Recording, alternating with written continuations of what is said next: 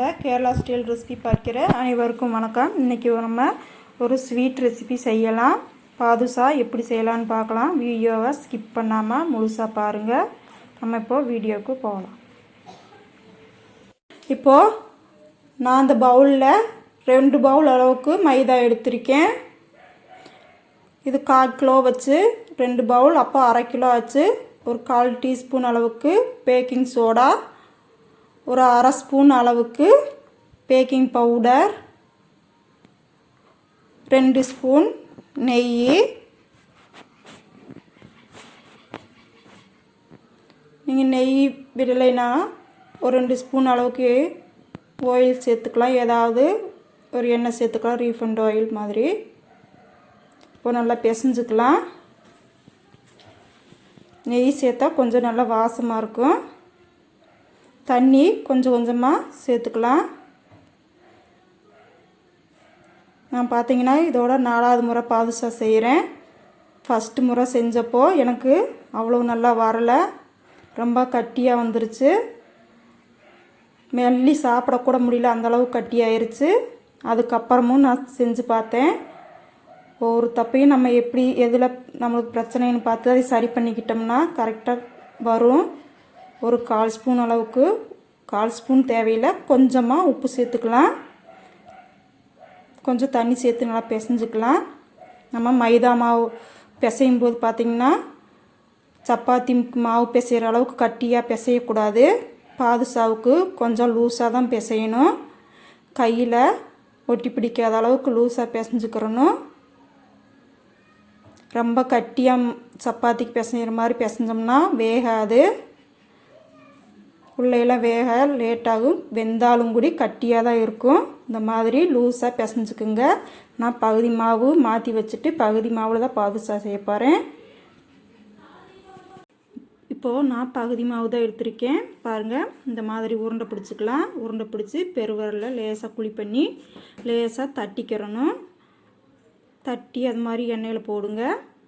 உருண்டை பிடிச்சி அப்படியே குழி பண்ணி போட்டிங்கன்னா உருண்டையாக இருக்கும். லேசாக கையில் தட்டி நம்ம அதிரச மாவு லேசாக தட்டுற மாதிரி லேசாக, ரொம்ப தட்ட வேணாம், லேசாக தட்டி குழி பண்ணி போடணும். ரொம்ப நேரம் வேக விடக்கூடாது. ரொம்ப வேக விட்டோம்னா கட்டியாயிரும். சர்க்கரை பாவில் போட்டாலும் ஊறாது. ரொம்ப கலர் வரணும்னு வெயிட் பண்ண வேண்டாம். லேசாக தீ வச்சுக்கணும். தீ கூட்டி வைக்கக்கூடாது. கண்டிப்பாக தீ குறைச்சி தான் வச்சுருக்கணும். மெதுவாக தான் மேலே வரும், வெந்து மேலே வரும். அப்போது நல்லா நான் 2 கப் மைதாவுக்கு இதில் 1/2 கப் அளவுக்கு சர்க்கரை எடுத்துக்கிறேன். 3/4 கப் அளவுக்கு தண்ணி சேர்த்துக்கலாம். இதை அடுப்பில் வச்சு கரையட்டும். இதில் பார்த்திங்கன்னா கம்பி பதம்லாம் கிடையாது. கம்பி பதத்துக்கு முன்னுக்கு எடுத்துக்கிறணும். கம்பி பதம் வந்துச்சுன்னா சர்க்கரையெல்லாம் கட்டியாயிரும். அப்புறம் நம்ம பாதுஷாவில் ஒட்டு பிடிக்காது, உள்ளே போட்டாலும் செட் ஆகாது. ஏலக்காய் பொடி சேர்த்துக்கலாம். கரண்டி வச்சு லேசாக கிண்டிக்கிட்டே இருங்க, இல்லைன்னா அடியில் ஒட்டிக்கிறோம். சர்க்கரையெல்லாம் அடியில் பிடிச்சிக்கிறோம். இப்போ கொதிக்க ஆரம்பிச்சிருக்குது. இந்த மாதிரி தொட்டு பார்த்திங்கன்னா பிசு பிசுன்னு கையில் பிடிக்கும். அப்போ ஆஃப் பண்ணிக்கிறணும். ரொம்ப நேரம் காய விடக்கூடாது. இப்போது லாஸ்ட்டாக ஒரு 4-5 சொட்டு எலுமிச்சஞ்சாறு விட்டுக்கலாம்.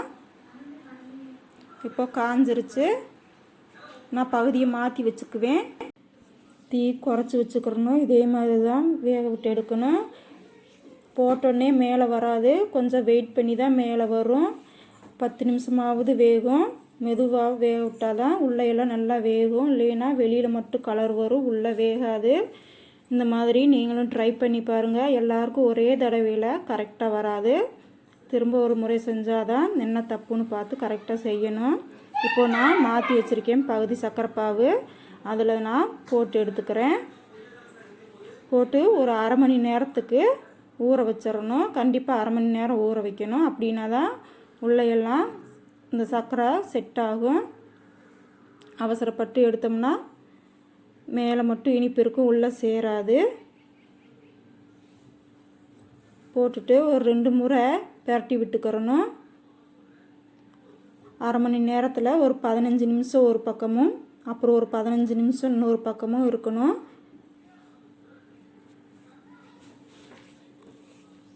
பிரட்டி விட்டு அடைச்சி வச்சுருங்க. இப்போது அரை மணி நேரம் ஆயிடுச்சு.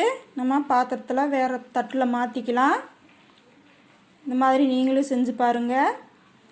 சர்க்கரை பாவு காய்ச்சும் போது கம்பி பதம் வரணும்னு விட்டிங்கன்னா சர்க்கரை கட்டி ஆயிரும், எல்லாம் செட் ஆயிரும். அதே மாதிரி நம்ம பாதுஷா எண்ணெயில் தட்டி போடும்போது கலர் நல்லா கிடைக்கணும்னு வேக விட்டிங்கன்னா அதுவும் கட்டி ஆயிரும். மெதுவாக தான் வேகணும். பாருங்கள், பாதுஷாவில் சர்க்கரை இளமிக்கி வச்சாச்சு. இப்போ எவ்வளோ மெதுவாக இருக்குன்னு பாருங்கள். இனி உடனே சாப்பிடக்கூடாது.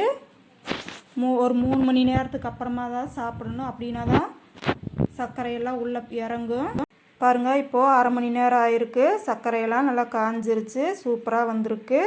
இந்த மாதிரி நீங்களும் ட்ரை பண்ணி பாருங்கள். பிடிச்சிருந்தா லைக் பண்ணுங்கள், ஷேர் பண்ணுங்கள், சப்ஸ்கிரைப் பண்ணுங்கள். மீண்டும் ஒரு நல்ல ரெசிபியோடு சந்திக்கலாம்.